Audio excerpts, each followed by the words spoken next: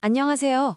오늘은 클라우드플레어 제로 트러스트를 활용해서 기존 VPN을 어떻게 대체할 수 있는지 개념부터 실무 관점까지 정리해 보겠습니다. 이 영상은 클라우드플레어 공식 러닝 패스 Replace Your VPN 문서를 기반으로 구성되어 있고 단순 이론이 아니라 실제 현업에서 왜 이 구조를 선택하는지에 초점을 맞췄습니다. 특히 보안팀이나 인프라 담당자라면 VPN 장비 갱신 시기나 원격 근무 환경 확장을 고민하는 시점에서 이 영상이 큰 도움이 될 겁니다. 많은 조직이 아직도 VPN을 사용하고 있습니다. 이유는 간단합니다. 익숙하고 예전에는 잘 동작했기 때문입니다. 하지만 지금의 업무 환경은 VPN이 설계되던 시기와 완전히 달라졌습니다. 2000년대 초반만 해도 사무실에 출근해서 일하는 게 기본이었고, VPN은 출장 중이거나 예외적으로 재택근무할 때만 사용했습니다.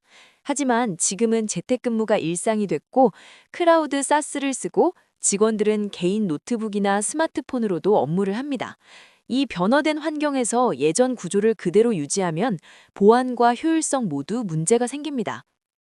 VPN은 원래 공용 인터넷에서 통신을 안전하게 하려고 만들었습니다. 공공 와이파이에서의 도청 방지, 트래픽 암호화, 그리고 원격 근무 시 내부망 접속. 이 목적 자체는 지금도 유효합니다. 특히 IPsek이나 SSL VPN 같은 프로토콜은 강력한 암호화를 제공하고 외부에서 사무실 네트워크로 안전하게 연결할 수 있는 검증된 방법이었습니다. 문제는 안전하게 연결한다는 목적은 달성했지만 누가 어디까지 접근하게 할 것인가에 대한 세밀한 통제가 부족하다는 점입니다. 이게 바로 다음에 설명할 VPN의 구조적 한계와 연결됩니다. VPN의 구조는 단순합니다.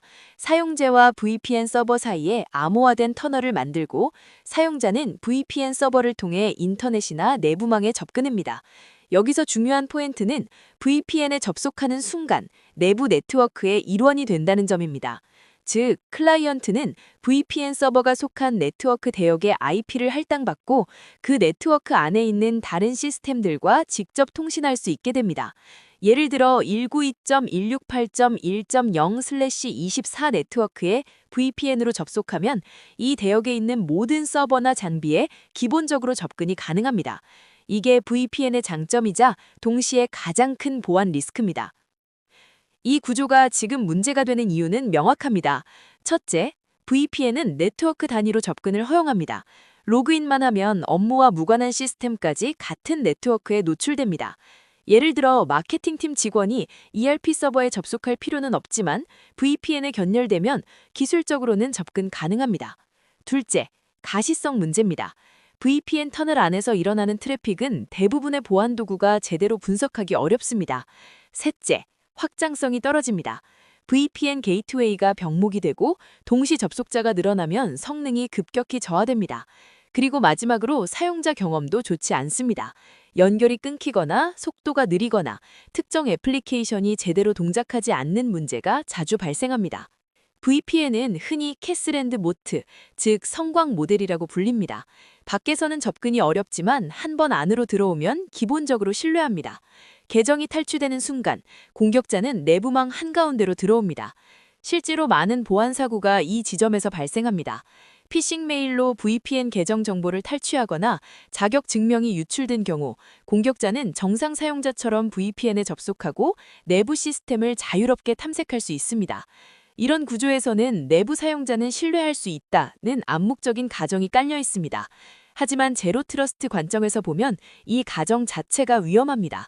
내부에 있다는 것만으로는 신뢰의 근거가 되지 않습니다. 이 문제를 해결하기 위해 등장한 개념이 제로 트러스트입니다. 제로 트러스트의 핵심 원칙은 단순합니다. 아무도 기본적으로 신뢰하지 않는다. 내부 사용자든 외부 사용자든 동일하게 겸증합니다. 제로 트러스트는 단순히 기술이 아니라 보안 설계 철학입니다.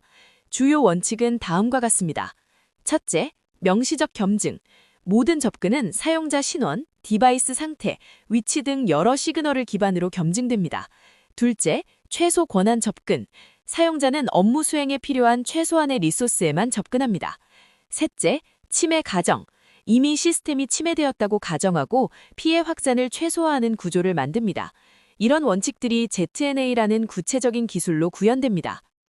VPN과 ZNA의 결정적 차이는 접근 단위입니다. VPN은 네트워크에 접근시킨다면 ZNA는 특정 애플리케이션 하나에만 접근을 허용한다입니다. 그 외 모든 접근은 기본적으로 차단됩니다. 구체적으로 설명하면 VPN에서 사용자가 10.0.0.0/16 대역에 접속하면 이 대역의 모든 서버를 스캔할 수 있습니다. 하지만 ZNA에서는 HR 시스템에 접근이 필요한 사용자는 오직 hr.internal.company.com에만 연결되고 다른 내부 시스템의 존재조차 알 수 없습니다.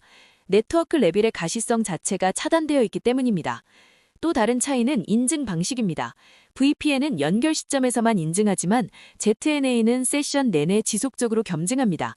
디바이스의 보안 상태가 변경되거나 의심스러운 행동이 감지되면 즉시 접근이 차단됩니다. 이런 차이가 보안 수준을 근본적으로 높이는 요인입니다. 클라우드플레어 제로 트러스트 아키텍처. 클라우드플레어 제로 트러스트는 이 ZNA를 클라우드플레어 글로벌 네트워크 위에서 구현합니다. 사용자는 와프 클라이언트를 통해 인증되고 내부 자산은 클라우드플레어 터널 또는 와프 커넥터를 통해 연결됩니다. 중요한 점은 내부 서버가 외부에 노출되지 않는다는 점입니다. 전통적인 VPN 구조에서는 VPN 게이트웨이가 공인 IP를 가지고 있고 방화벽 룰로 특정 포트를 열어둬야 합니다. 하지만 클라우드플레어 터널을 사용하면 내부 서버에서 클라우드플레어로 아웃바운드 연결만 맺으면 됩니다. 인바운드 포트를 열 필요가 없으니 공격 표면 자체가 줄어듭니다. 그리고 클라우드플레어의 전 세계 300개 이상의 데이터 센터를 활용하기 때문에 사용자는 가장 가까운 엣지에서 빠르게 접근할 수 있습니다. VPN처럼 특정 데이터 센터에 트래픽이 집중되어 병목이 생기는 문제가 없습니다. 또한 클라우드플레어 액세스라는 정책 엔진을 통해 사용자, 디바이스, 그룹, 위치 등 다양한 조건을 기반으로 세밀한 접근 제어가 가능합니다. 실무에서 클라우드플레어 ZNA를 선택하는 이유는 명확합니다. 첫째, 사용자와 디바이스 기준의 접근 제어. 둘째, 애플리케이션 단위의 최소 권한. 셋째, 온프레미스 VPN 장비 없이도 확장 가능. 즉, 보안과 운영 효율을 동시에 가져갑니다. 조금 더 구체적으로 말하면 보안 측면에서는 각 사용자의 접근 이력이 모두 로그로 남고 실시간으로 모니터링할 수 있습니다. 어떤 사용자가 언제 어떤 애플리케이션에 접근했는지 완전히 추적 가능합니다. 운영 측면에서는 VPN 장비를 구매하고 설치하고 유지 보수하는 비용이 사라집니다. 클라우드플레어가 인프라를 관리하고 우리는 정책 설정과 사용자 관리만 하면 됩니다. 그리고 확장성 측면에서는 직원이 100명이든 10,000명이든 동일한 구조로 대응할 수 있습니다. 글로벌 확장이나 인수합병 같은 상황에서도 빠르게 적용할 수 있습니다. 실제로 많은 기업이 VPN 라이센스 갱신 시기에 맞춰 클라우드플레어 제로 트러스트로 전환하고 있습니다. 중요한 건 클라우드플레어 제로 트러스트는 VPN을 단순히 교체하는 게 아니라 접근 방식 자체를 바꾸는 것이라는 점입니다. 더 이상 안으로 들이는 보안이 아니라 필요한 것만 연결하는 보안입니다.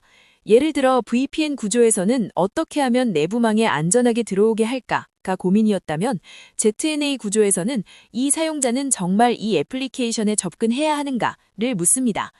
이 관점 전환이 중요한 이유는 보안 폴리시의 기본값이 달라지기 때문입니다. VPN은 허용이 기본, 차단은 예외였다면 ZNA는 차단이 기본, 허용은 명식입니다. 또한 이 구조는 사스 환경과도 잘 맞습니다. 구글 워크스페이스나 마이크로소프트 365 같은 클라우드에서 운영되는 애플리케이션과 온프레미스에 있는 레거시 시스템을 동일한 폴리시로 관리할 수 있습니다. 그래서 단순히 기술 교체가 아니라 보안 전략 전환으로 접근해야 합니다. 다음 영상에서는 실제로 클라우드플레어 계정을 만들고 제로 트러스트 오직을 생성한 뒤 와프와 터널을 구성해 보겠습니다. 이론이 아니라 그대로 따라하면 VPN 없이 내부 자산에 접근할 수 있는 환경을 만들어 볼 예정입니다. VPN 대체나 제로 트러스트 도입을 고민 중이신 분들이라면 이 시리즈를 처음부터 끝까지 따라오셔도 됩니다. 오늘은 개념과 배경을 정리했고 다음 영상부터는 실습 위주로 진행됩니다. 다음 영상에서 뵙겠습니다.